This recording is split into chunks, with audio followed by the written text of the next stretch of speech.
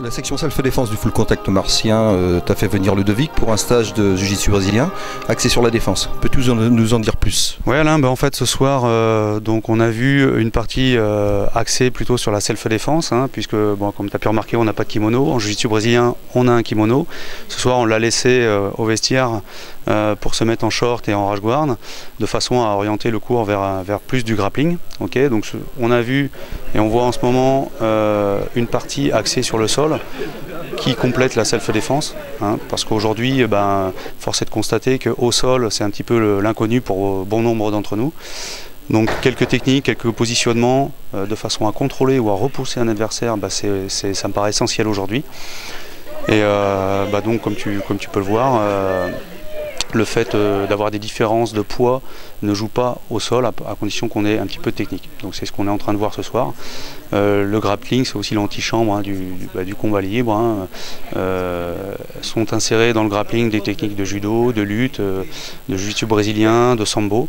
C'est très très complet et donc ça permet aux gens aussi de pouvoir l'insérer dans de la self-défense à partir du moment où quelqu'un nous plaque au sol. Donc comment se retourner, comment le maîtriser, le contrôler et parfois le soumettre. On te remercie Ludovic parce que ça apporte un petit plus à la section du self-défense du full contact martien comme je disais.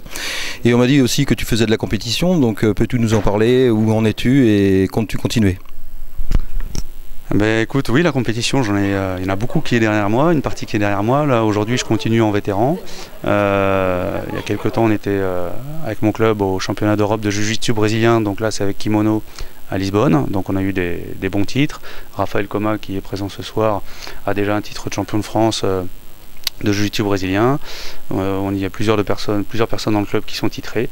Donc la France commence à rattraper son retard en jiu-jitsu brésilien à l'échelon international. Voilà, donc c'est le jiu-jitsu brésilien. On commence debout comme en judo. Et là où ça s'arrête pour le judo, c'est-à-dire une projection, j'ai fini le combat, nous c'est que le début. Puisque une fois qu'on a projeté l'adversaire, le but ultime c'est la soumission. Donc on continue au sol à contrôler, à essayer de faire un étranglement, une clé de bras, une clé de jambe pour les plus gradés. Et le but, c'est la soumission. C'est vraiment ce qui a changé par rapport au jiu-jitsu traditionnel et au judo actuel. Il faut savoir que le judo ancestral, c'est ni plus ni moins, pour la plupart des techniques, que le jiu-jitsu brésilien actuel. Mais comme le judo a décidé de travailler plus sur d'autres techniques, tout ce qui est l'antichambre du combat libre, donc jiu-jitsu brésilien, grappling, se sont développés et c'est vraiment, avec la self-défense, puisque c'est accessible aussi à tout le monde, le sport du 21e et du 22e siècle assurément. Jiu-jitsu brésilien, grappling. Merci Ludovic, et puis apparemment ton titre là, tu avais remporté tu es vice-champion d'Europe cette année? Oui voilà, c'est ça exactement. Et puis on est parti à une équipe de 6 ou 7. Et il y en a 2 ou 3 de mon club qui ont fait des bons résultats, des podiums en plusieurs ceintures. Il faut savoir qu'on a moins de ceintures en jiu-jitsu brésilien que peut-être dans les autres arts martiaux, mais elles sont plus longues à avoir. Mais c'est contrairement à d'autres disciplines, il faut à peu près au moins minimum une dizaine d'années pour être ceinture noire en jiu-jitsu brésilien de pratique. Donc Alain, tu peux aussi constater ce soir qu'il y a une bonne partie de la population qui est effectivement féminine.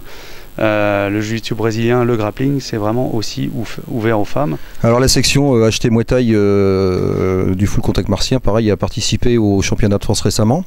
Nous avons aujourd'hui en face de nous Cédric qui, après plusieurs années, a participé à Rouen à cette compétition et a fini vice-champion de France. Qu'en as-tu à dire, Cédric? Bonne expérience pour la première fois. Depuis que je pratique la boxe, j'ai jamais été inscrit à des compétitions, des championnats comme ça. C'était juste de l'exhibition. Donc du coup, assez satisfait avec l'équipe jusqu'où on est monté. Nous avons aussi Simon Blanchot, lui qui a fini champion de France de sa catégorie, et Grégoire Rubel aussi qui est vice-champion de France de Muay Thai cette année aussi. Donc c'est une bonne récolte de titres pour le Muay Thai de Nord-sur-Aire. Ce qui serait bien, c'est que Tennis Runner vienne sur le tatami où on s'entraîne à Nord-sur-Aire, nous montrer quelques techniques et faire un petit échange avec lui. Le prochain challenge, ça va être quoi? On verra, c'est au coup par coup.